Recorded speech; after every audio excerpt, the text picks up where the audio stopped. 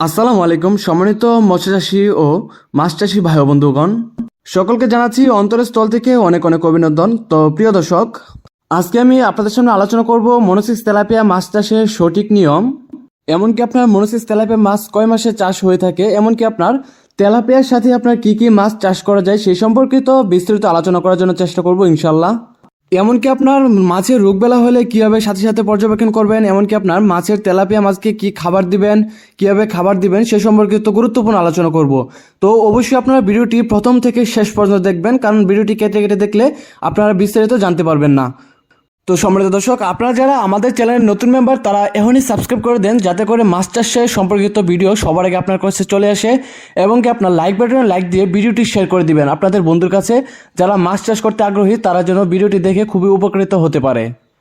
তো সম্মানিত দর্শক, আপনারা হয়তো ইতিমধ্যে লক্ষ্য করতেছেন এগুলো হচ্ছে আপনার মনোসিস তেলাপিয়া মাছের পোনা। এই মাছের পোনাগুলো খুবই সতেজ, এমনকি আপনার আমরা ফিলিপিনিয়া জাতের হরমোন কমপ্লিট করাচ্ছি। সাধারণত আপনার এগুলোকে আপনার 28 দিন হরমোন কমপ্লিট করানো হলে আপনার মনোসিস তেলাপিয়া হিসাবে গণ্য করা হয়, কিন্তু আমরা আমাদের হ্যাচারিতে আপনার 35 দিন হরমোন কমপ্লিট করেছি, যাতে করে আপনার এই মাছের গ্রোথটা খুবই ভালো হয়, খুবই তাড়াতাড়ি আসে।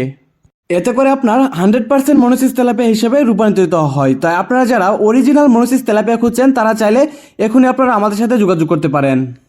তো সম্মানিত দর্শক, আপনারা যারা মনোসিস তেলাপিয়া মাছের পোনা চাষ করতে চাচ্ছেন তারা আপনারা মাত্র 4 মাস চাষ করলে এগুলোকে বাজারজাত করতে পারবেন।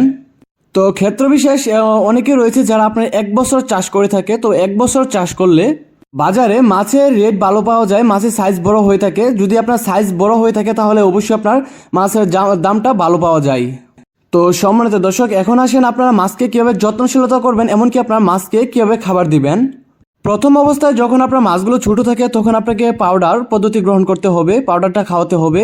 তো পাউডার খাওয়ানোর পর মিনিমাম 1 মাসে আপনার 0.5 mm খাবারটা খাওয়াতে হবে, যেটাতে আপনার হাই পরিমাণ প্রোটিন থাকে, এমন খাবারটা আপনাকে খাওয়াতে হবে।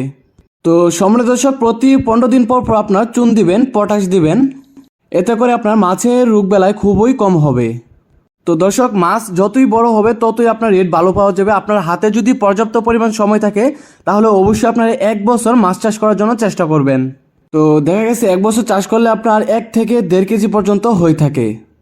তো সম্মানিত দর্শক, আপনারা তেলাপিয়া মাছের সাথে যদি কার্পু মাছ অথবা মিরকা মাছ দেন তাহলে দেখা গেছে আপনার এতে পুকুরে আপনার গ্যাস খুবই কম হবে, গ্যাসটা দূর করে ফেলবে আপনার এই জাতের মাছগুলো। এতে করে আপনার মাছ অক্সিজেন পাবে, এতে আপনার এমনকি আপনার বিনা খরচে কার্পু মাছ মৃগেল মাছগুলো আপনার বড় হয়ে যাবে। অথবা আপনারা চাইলে কিছু সিলভার কাপ মাছের পোনাও দিয়ে দিতে পারেন, এই সিলভার মাছের পোনাগুলো আপনার উপরের স্তরে থাকে।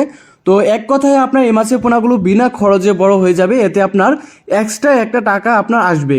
তো প্রিয় দর্শক, আপনারা যারা ভালো মানের ভালো জাতের পোনা সংগ্রহ করতে চাচ্ছেন তারা চাইলে এখনই আপনারা আমাদের সাথে যোগাযোগ করে বাংলাদেশের যে কোনো প্রান্ত থেকে পোনা সংগ্রহ করতে পারেন।